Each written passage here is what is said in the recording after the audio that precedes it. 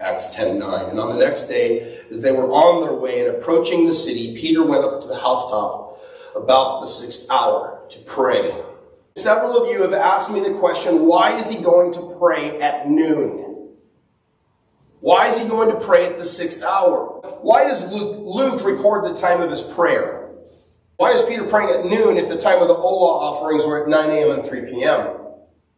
What is the significance of the time of noon in Scripture?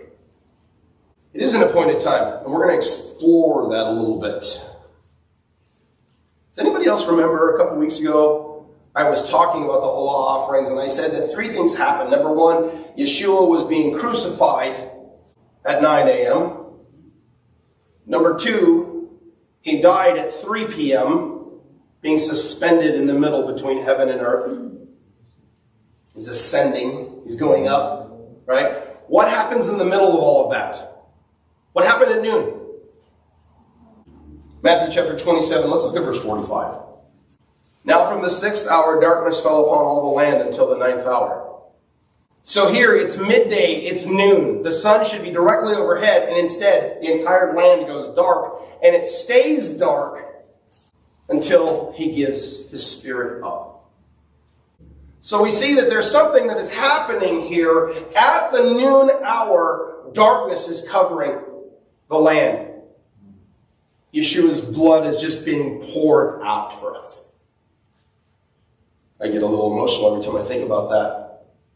Now what's interesting about this is all 3 of the synoptic gospels record the fact that the darkness fell on the land at the 6th hour.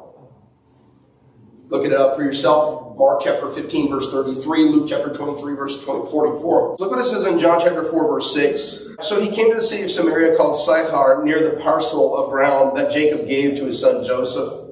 And Jacob's well was there. Yeshua, therefore, being wearied from his journey, was sitting by the well. It was about the 6th hour. He's hanging out by the well during the midday time. Now, you might think that's no big deal. But what's interesting here is it's big enough to where John records it. And remember, we don't have any other record of this experience between the Samaritan woman and Yeshua. It's not found in one of the synoptic gospels. So John is recording an event that happens in Yeshua's life at another significant instance of the noon hour. Coincidence? The rabbis say coincidence isn't a kosher word because everything is ordained by God. He is sovereign in all aspects of time. Every part of time, he has a portion for a purpose. John 19, verse 11, Yeshua answered and says, "You would have no authority over me unless it had been given to you from above. For this reason, he who has delivered me up to you has the greater sin." Interesting that, greater sin versus lesser sin. That's a different conversation, not for today. As a result of this, Pilate made efforts to release him, but the Jews cried out, saying, "If you release this man, you are no friend of Caesar, for everyone who makes himself out to be king opposes Caesar." When Pilate therefore heard these words, he brought Yeshua out and sat down on the judgment seat. Oof. Oof.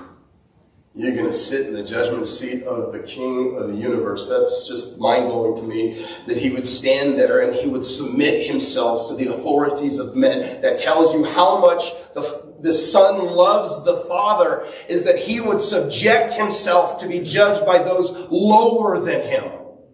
Ought we, as his followers, his messengers, his disciples, do the same thing? Ought we to submit ourselves to those who somehow might be lesser than us? Profound, but that's not what I'm here to talk about today. Sat down on the judgment seat at the place called the pavement, but in Hebrew, Gabbatha. Now it was the day of preparation for the Passover. It was about the 6th hour, and he said to the Jews, "Behold your king." So here you have a Gentile Lord trying to present something, and he's telling them, "Look at your king," and he's telling them this at the 6th hour.